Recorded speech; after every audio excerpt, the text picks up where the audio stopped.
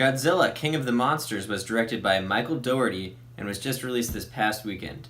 And it is a sequel to Gareth Edwards' 2014 film Godzilla. And I liked that original 2014 Godzilla enough.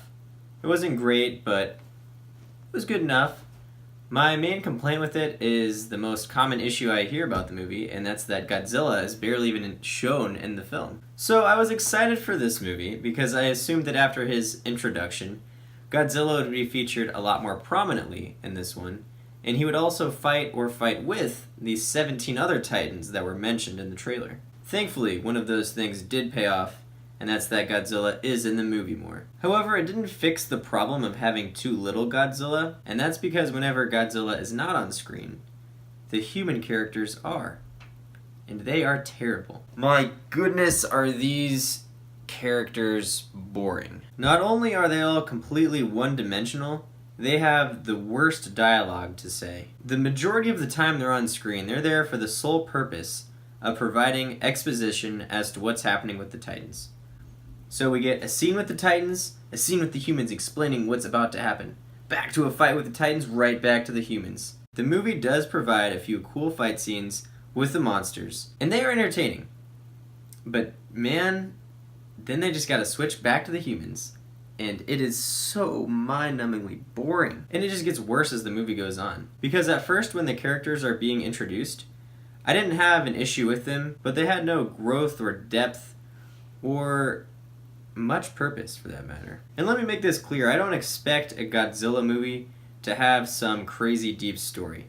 But I do expect it to have a competent story. It almost felt like the writers were just trying to rush through the story and characters to get it done and out of the way with. Almost like it was a school project they had put off and had to get it done for the next day. I would like to see this movie with like half of the screen time devoted to humans cut out. I feel like it would probably be more watchable. Because a lot of the time there would be a cool monster scene, and then we'd have to cut away from that and have some stupid dialogue with humans. And it was like, no, just please keep showing us the fight. I don't care about what these dumb characters have to say. The fights are the only good thing about this movie. But even then, I wasn't even all that impressed with some of the CGI on the monsters. For the most part, it wasn't bad, but some of it did feel a little video gamey. And really, it was an overall step down from its 2014 predecessor. So one last problem I had, and that's that it really only featured about 4 monsters in total. There were others shown, but it had nowhere near the 17 Titans that I expected to be in the movie. And I'm not going to hold this completely against the movie because that is kind of due to the marketing that I had that expectation, but I thought it was worth mentioning. The ending has a setup for a sequel for these other monsters to be featured, and possibly others, but I would have liked to see them in this film, and it just felt purposefully dragged out.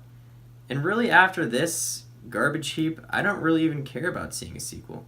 I'm gonna give Godzilla, King of the Monsters a 4 out of 10. I was let down by this one, but even with the lackluster story and characters, it did feature some cool monster fights. So it has that going for it. Real quick, before I end this review, I'd like to give a shout out to my fellow YouTuber friend Jay Quees for letting me use his backdrop for this video.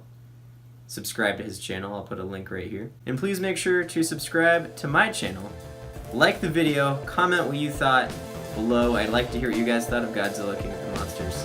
And I'll see you for my next review.